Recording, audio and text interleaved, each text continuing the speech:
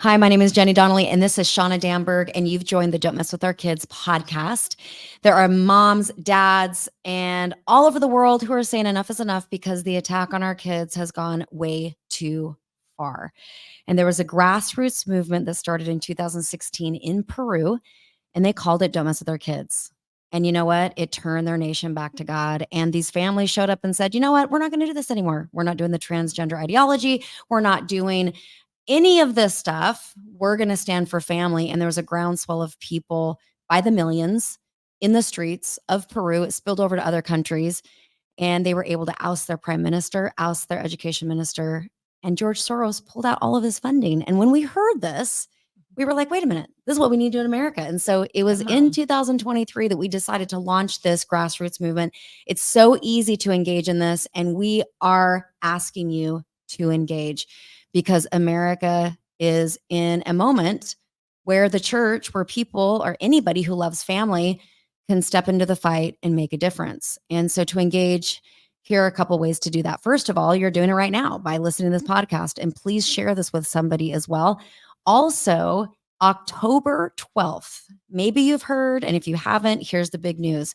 October 12th, we are calling 1 million women and their families to pray, fast, and stand with us at our nation's capital right there at the Washington Mall. That's not a shopping mall, is it, Shauna? It's an actual, they call it the mall. It's a big patch of grass right there at our capital. And we are asking you to stand there with us because we're going to pray and we're going to talk about some change that needs to come through people, including women who are leading in this hour. And we're calling the men, we're calling the kids. It's all hands on deck. And if you're somewhere in the world and you cannot get to Washington, D.C., we're going to make it possible for you to build a prayer furnace, a prayer altar in your home, and you can pray with us. Now, October 12th is the highest holy day on the Jewish calendar. It is the Day of Atonement, the purification of a nation. And you know what? We need a good purification right now. And we have a wonderful country that we live in, but these freedoms, they did not come for free. There are people that had to give their lives for the freedom that I've been graced to live in for 49 years, but I want my kids and my grandkids to live in the same freedom. And you know what? I bet you do too. I bet you want to live in a free country. And so we're going to have to fight for this. It's the good fight of faith. And with that being said, we have Taylor Scornavacco. I do not think I said that right. So I'm going to have her correct that when she comes on. But Taylor joined Turning Point USA's development team in October 2021. We're going to talk about what is Turning Point doing right now, because they are turning some things. That's what they're doing. They are creating such shockwaves across the nation.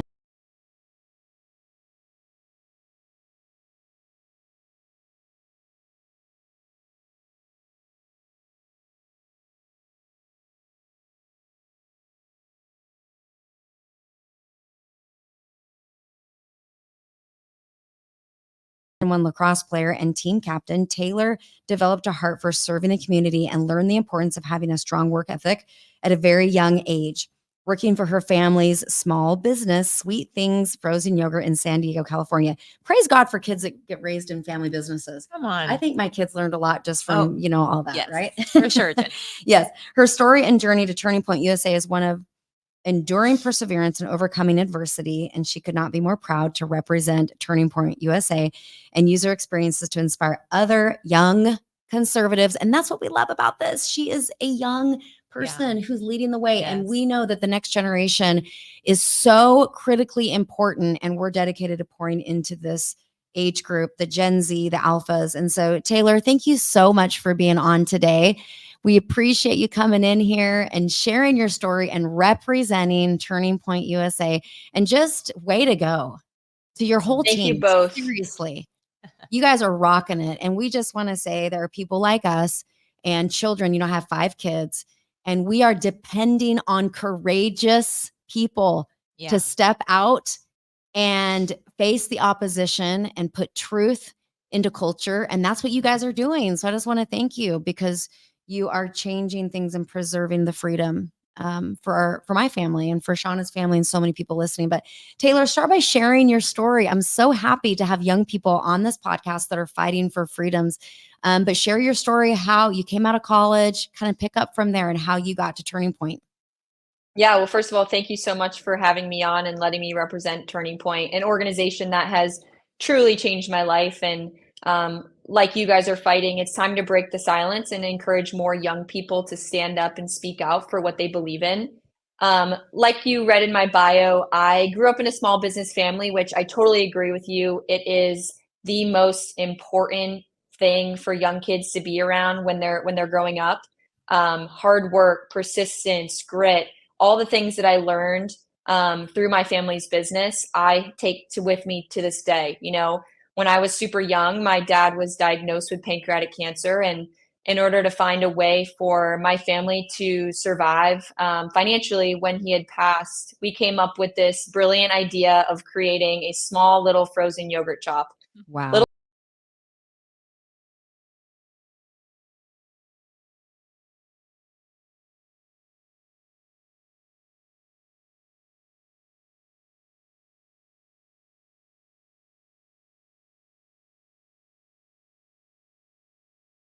raised in that environment.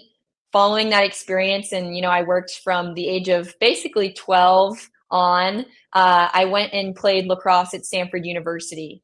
I was an athlete growing up my whole life and knew that if I wanted a shot at college, I was going to need to make it happen. And so I picked up a lacrosse stick my freshman year and took it from there. Those values I learned working from a young age translated straight to the field, and I earned a scholarship after about a year of playing lacrosse.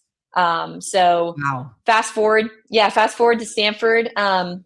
I had no idea what was in store for me. I grew up in a very tight knit family, and I had no clue what college was like. I didn't know that Stanford was one of the most liberal institutions in the country. All I knew was what I was told, which is that it was a really good school, hard to get into, and something that I should be proud of. And so I get there, and I remember this is around 2017. There's gender unicorns on the wall telling me all the different kinds of genders and sexual orientations that exist. There were classes that I had to take that talked all about, why my white skin gave me privilege and all these sort of God. things. And never once did I ever fall into that method of thinking that they had wanted me to fall into, because I was raised with a strong family and a good foundation. However, most kids aren't like that, unfortunately. And the price to pay for parents nowadays sending their kids to college is Russian roulette with their values. It's Yeah. so important for young kids to want to feel like they can fit in. And so often I would see my peers given to the status quo just because they wanted to not raise any feathers, and they just wanted to go with the flow. And unfortunately, at Mm. a place like Stanford, that means adopting pretty radical liberal ideologies. So I never got involved with any of that. I stayed true to my course and was super engaged with sports. I had the honor of being the youngest team captain in Stanford lacrosse history, something that I'm super proud of and I Wow. worked really hard to earn. So as a sophomore, I was leading seniors on my team, setting the example of what it takes to win, to be a strong leader, to be a servant leader, all the values that I learned growing up in my family. And then unfortunately, around my junior year, when COVID happened, we were all sent home, and some ideas surfaced on the team that I did not stand for. Particularly when it had to do with what was happening with COVID restrictions and regulations, and the George Floyd riots in the summer of 2020. And so, as someone who was outwardly conservative and known as a conservative kid on the college campus that had maybe 20 of us, my ideas were what I would call accepted before. They were never liked by anyone, but because of who I was and who I had proved myself to be, people always gave me more respect than they probably wanted to, because there was just no denying the type of person that I was and what I was willing to do and fight for. But then when 2020 happened, the conservative kid that I was became unacceptable.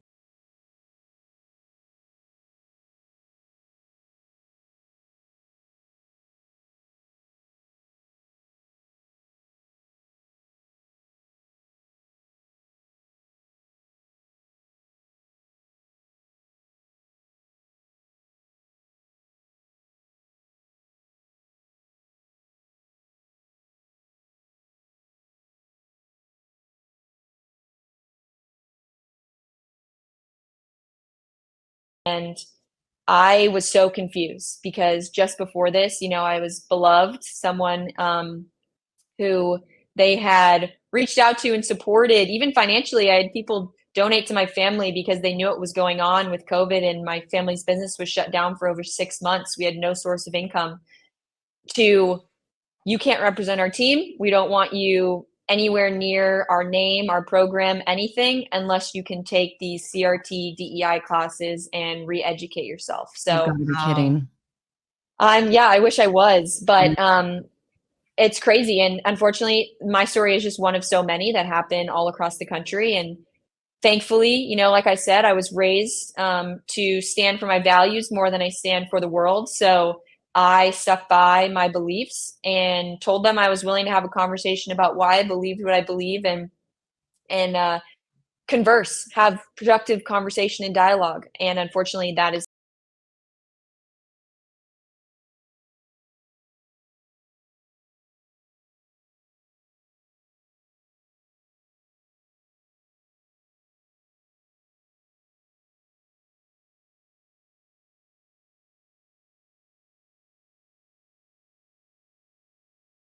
So I found ways to clear my head, started running, and all of a sudden, Mr. Charlie Kirk pops up on my phone, and I saw what he was doing at Turning Point and had no idea that that existed. It wasn't allowed at Stanford. They had blocked it from the get-go because they didn't want kids like me to feel like I had a community. So I start listening to Charlie Kirk, and I understand what he's doing, and he's building on college campuses. And immediately I was like, that is what I need to be doing. He is building an infrastructure to help kids like me make sure what happened never happened ever again. Because the thing is we all just want to fit in. And for so many people, they'd be unwilling to do what I did and risk, their reputation, what they've worked hard for, to stand for their beliefs because the price is too high. And that was a price I was willing to pay, but most people aren't willing to pay that. And so by building these communities on college campuses across the country, we're giving young people a space where they feel like they belong, where they have friends, they have community based off of the things that we care about, the good things, the values that we were raised with. Or for some people, the values that they had never had the opportunity to understand, but now they can because there are kids who are unapologetically pro America, pro God, pro life. And so that's why I came to Turning Point USA. Immediately I applied and I've been here ever since. It's been the best decision I've ever made, and my life has completely changed because of one, what happened to me on the university, but then two, the actions I took afterwards to bring me to Turning Point and to be a part of this incredible movement we're building. Wow, that is so incredible. So for those people that don't know what Turning Point does, I mean, I've seen, Charlie on the campuses and doing the debates and the challenges. What are you finding? Are you finding that there is a silent majority that's becoming unsilent? I mean, tell us, what are you seeing boots on the ground with these kids at universities that would normally be silenced, but now they're bringing open debate? What an intelligent way to do this. Can you, it's so smart. Yeah. Can you share about what's happening on the campuses for people that don't know what that is, and then what you're seeing, what progress you're seeing? Absolutely. So I can attest firsthand that by having Turning Point's presence on campuses across the country, we are awakening that silent majority. There are kids all across the country who were raised well and they're going to college because college is almost a necessity nowadays in kids' minds. It's sad because it's not necessary, but Right. we've been trained into this method of thinking that we need to go to college in order to be successful. And unfortunately, what happens is when kids go, they usually are unwilling to speak out because they don't feel like they have a community to back them up. And so by chartering chapters, we call them chapters as well. They're similar to the way that you structure your hubs. We are bringing together groups of young people on college and now high school campuses across the country. And we are giving them the resources, the structure, the training, everything that they need to feel confident in speaking about what they believe in, to mobilize and host events and encourage their peers to get involved in what they care so much about. And so not only are we awakening the silent majority, we are creating a army of what we call our boots on the ground activists who are actively going out and they're recruiting their friends. they're so excited about what we're doing. They're on fire for freedom, and they're on the front lines of the fight that we need to win. So it is incredibly exciting. Right now in 2024, we've set the goal to charter 1,000 high school chapters and over 800 college chapters. So our high Wow. school department is growing larger than our college department, which is on purpose because we need to be able to reach kids before they get to college. And in Exactly. total, we're going to be recruiting nearly 1 million, around 800,000 activists across the country. And these Great. people are, we're registering them to vote.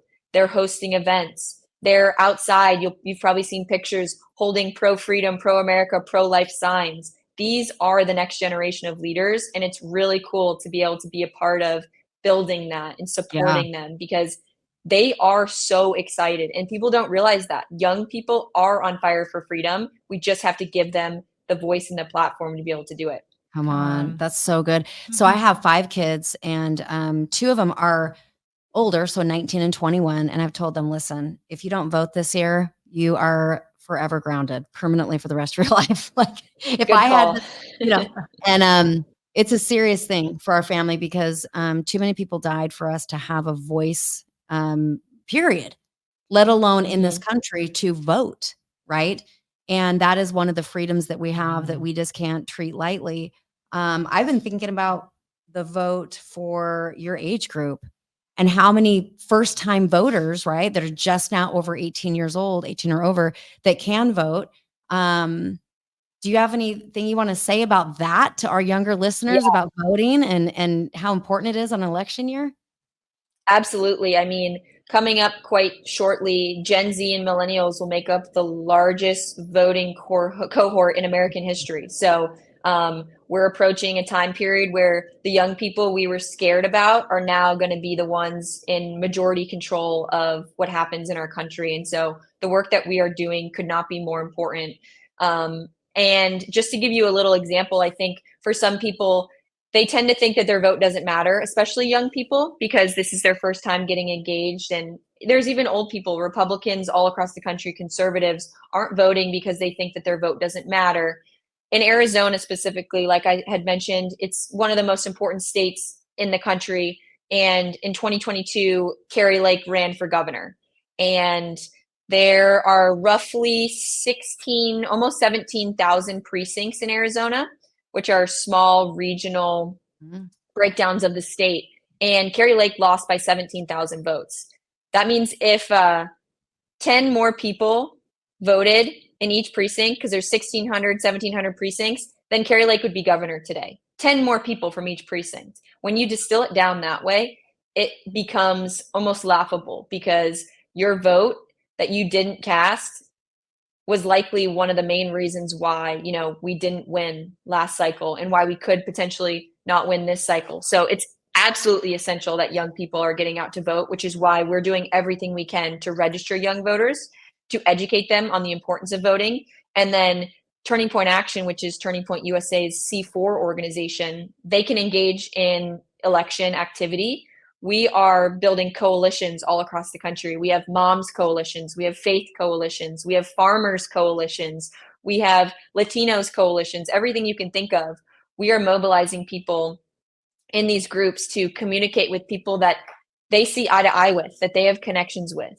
And we're getting them to, build relationships, gain trust, and encourage their peers to turn out to vote. Because at the end of the day, we don't need Democrats, we don't need independent.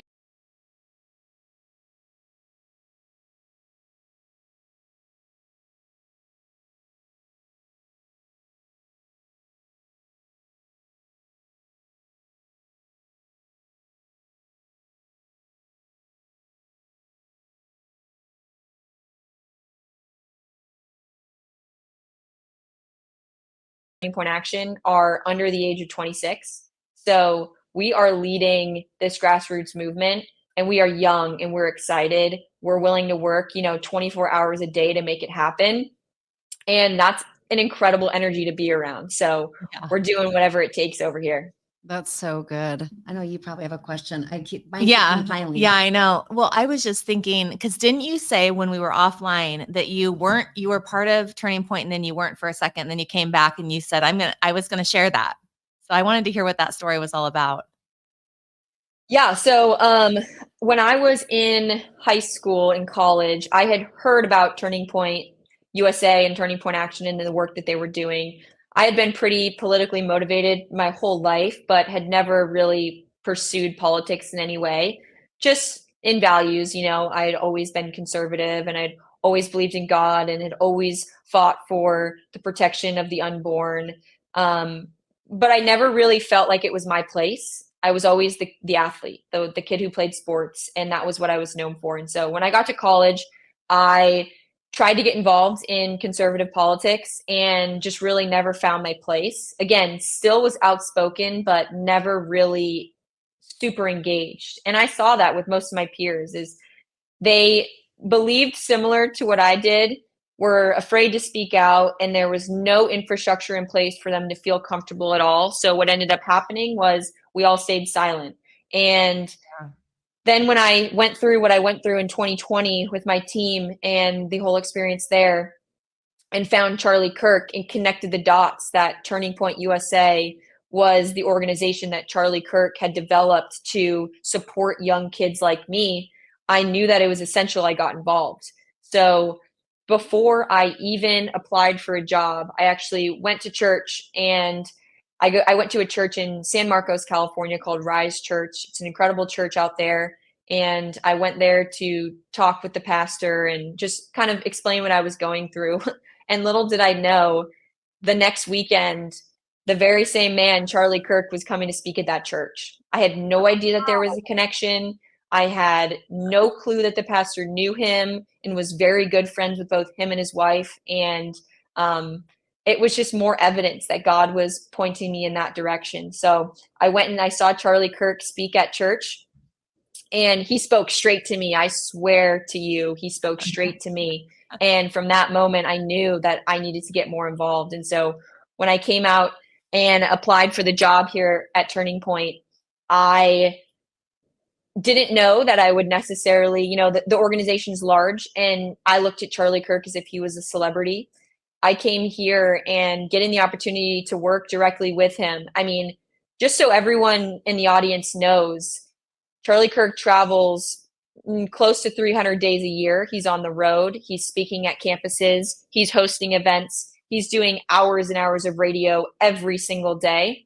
But he is in the office all the time, and he is working on the road. He is putting in hours, at home. He is the hardest working person that I've ever seen in my entire life. And to know that he was putting in that much work, it fired me up to want to work even harder and do even more to bring people into this movement, to get them engaged, to understand how, even as, someone who may not be young and may not be on the front lines in college or in high school, someone with kids, someone who is a grandparent, you can get involved in what we're doing, whether that's financially, whether that's with your time. There are so many ways to fight with Turning Point USA, to fight with you all. And it's just making sure that people are aware of that. So when I came out here, like I said, had my life changed. And from there, I've gone from working for just Turning Point USA to also working for Turning Point Action, which is the C4. And this year is the most important year that we have. It is basically all or nothing here. Like, we're giving it everything we've got. And very few organizations in this space are willing to do that because the risk reward is so high. But Charlie is incredible. He is a leader with very little ego, which is so rare nowadays. And he is willing to pivot, to make adjustments, to go full force, to say what he needs to say without feeling the fear of what people are going to think or what people are going to do. He does what's right, and what's right always. And so it's an honor to be able to work underneath someone like that who's leading this movement. And I'm just so excited to see, how it continues to grow. And that boldness and courage and that resolve, that uncompromising stance is very contagious. Absolutely. So it's a super spreader. It's the super spreader we're after, right? And that's what you A guys good super spreader. Exactly, is courage. And discouragement is a super spreader, but courage is as well. And that's what you guys are doing, is you're instilling courage. And I think about, and I know you're probably thinking about your boys too, Shauna, but our kids are young enough, her boys have their own families now. Mine are younger. But they're starting to see what's going on. They're starting to formulate, their fight. They're starting to formulate their words around things. They're starting to decide, well, am I going to speak out against that, or am I going to stay silent? And, as much as they're raised in a home of, a very definitive standard, right? They need to see people of similar age out there doing what you're doing. And so it's just a different, it's doing something for the high schoolers and our young adults that is, I don't know, I just want to say thank you, because it's really helping build a bridge for our kids to take a stance. And, we worked really hard for all those years to instill these values in them. And my heart just breaks when I see people send their kids to a university and they just get deconstructed, and all of a sudden it's like, they don't want to be a girl anymore. They don't want this anymore. And they don't even want to be a Christian. They're denying God. And, as the church, we cannot be okay with that. We can't stand and go, oh, wow, things are just really bad for some folks out there. No, we're taking a stance. So is there any questions you have or last minute thoughts that you might have, Taylor? Yeah, I just want to say, first of all, parents are incredibly important. We have done obviously a lot of work with the younger generation, and we're on high school and college campuses, but Turning Point is so much more than that. We equip parents with the resources they need to also get involved in this fight and support their kids, because the example that you set is contagious. And although the forces of evil are strong in these institutions, the forces of good are stronger when parents speak out and are bold and unafraid and set that example for their kids to follow. I was very lucky to grow up with a mother who set an incredible example for me and my siblings, how to navigate through adversity, how to deal with trials and come out the other side, always looking for the silver lining in things and never feeling sorry for ourselves and where we find our position, but to always continue to fight no matter what. And so the example that parents set is so important. And so I just want to thank you guys for what you're doing and empowering parents and empowering women to stand up and to be a voice for truth always. And I just want to continue to encourage you, because it's going to take every single one of us in this movement to stand strong, to not stay silent, and to encourage those around us. All it takes is one person. I like to give this example a lot, but I met a young girl and I interviewed her at our Young Women's Leadership Summit, which is a phenomenal event for anyone that's looking for their daughters or granddaughters to attend, or even themselves. Women of all ages are welcome. We do it in San Antonio, Texas. It's this June. You can find it on our website.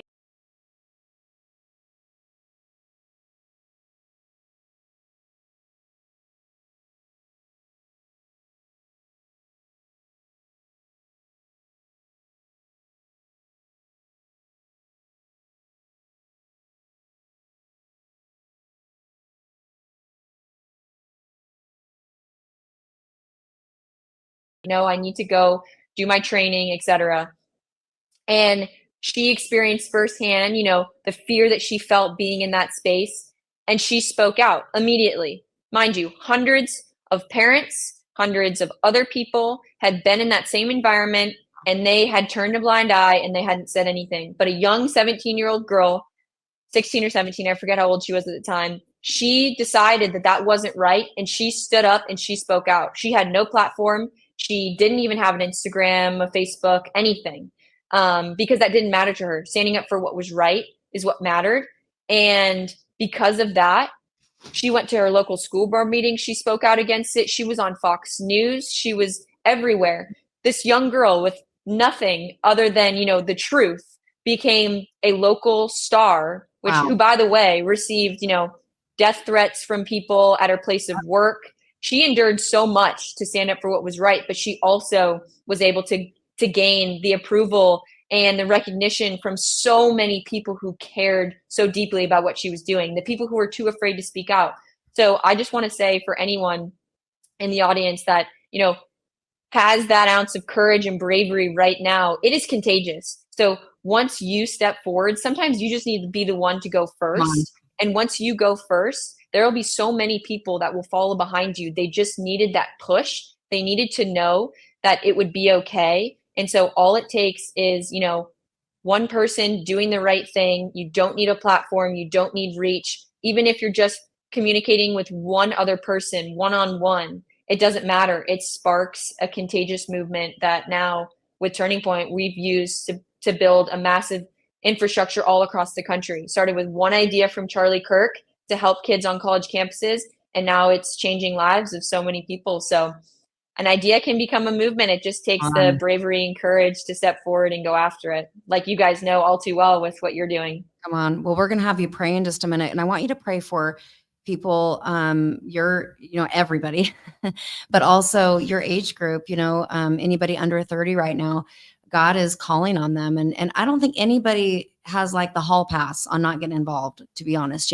It's everybody. But sometimes, we're like, oh, we're only in our 20s. Like, we're not being demanded of right now. No, the finger is being put on everybody right now. So I'd love for you to pray for, the Gen Z, the early millennials and that. But also one thing I want to point out is, that young girl that you just described, she was brave. She told the truth, made her famous, just, wow, Mhm. that's amazing. The truth will make you famous right now.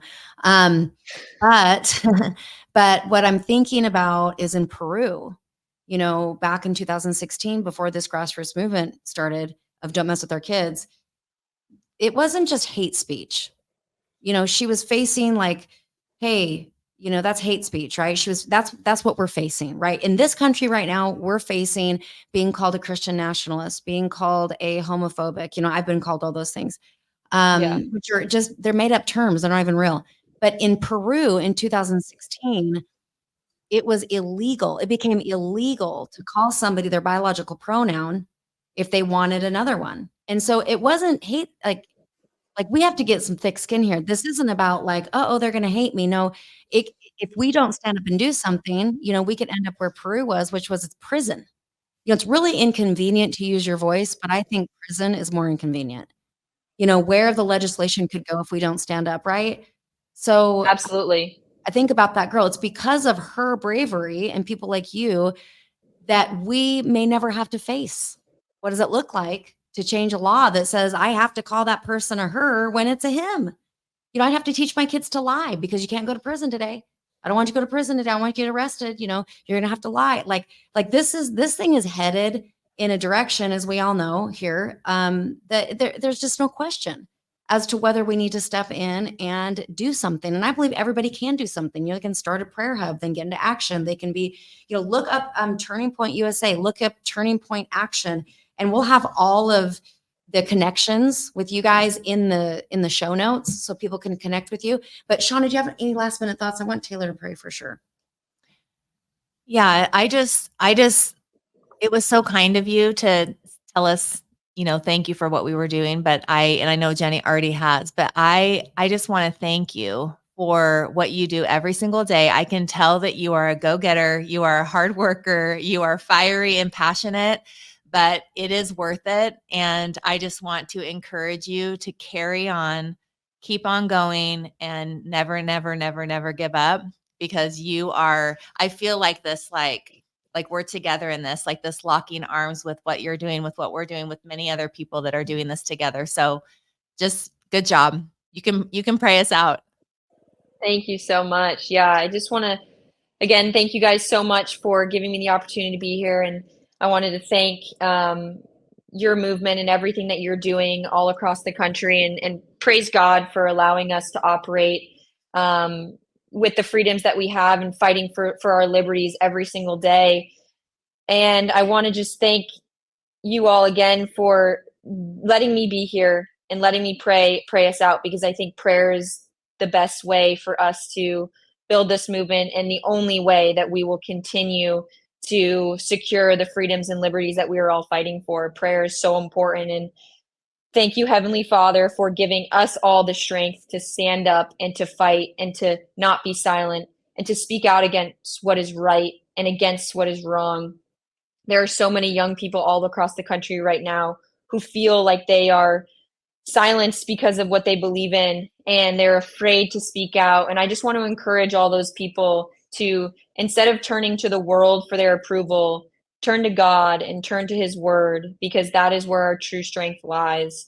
And I just want to say that Jesus is the most important person in my life, and I encourage anyone who's listening to give their lives to Jesus, to speak with someone, to be involved, and to explore that part of their life. You know, when I was younger, I always believed in God and I knew his word, but I was never truly in a relationship with Jesus. It wasn't until I took the steps myself to really understand where the roots of what I believe come from. And that's from the Bible, that's from God's word.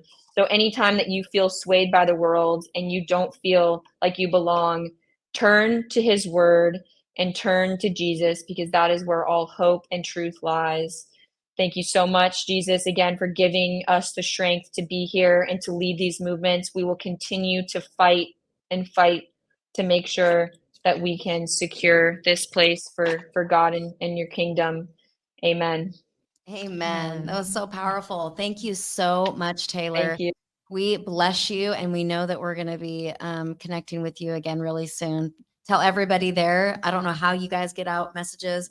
Tell them that we are absolutely in the fight with you, and we are we need Turning Point USA, and so keep doing the good work and fighting the good fight of faith. And you've given us so much hope in your generation today. I mean, that's what I'm walking away with, going, yes, young people fighting.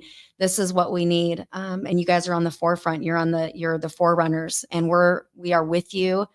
And we're not just going to, applaud while you run. We're going to run with you. I love And that. That's what we need. yeah, but we believe in you. So great job, girl. Thanks so much for Thank you being. so much. You're welcome. All right, Shauna, that was so amazing. Wow. I just want to say thank you to every young person out there that's listened to this today, and let you know that we believe in you. Not only do we believe in you, but we need you. And it'll be in a very short amount of time that God is going to position you to lead in your community and lead in your city and your state. And some of you will have a national reach.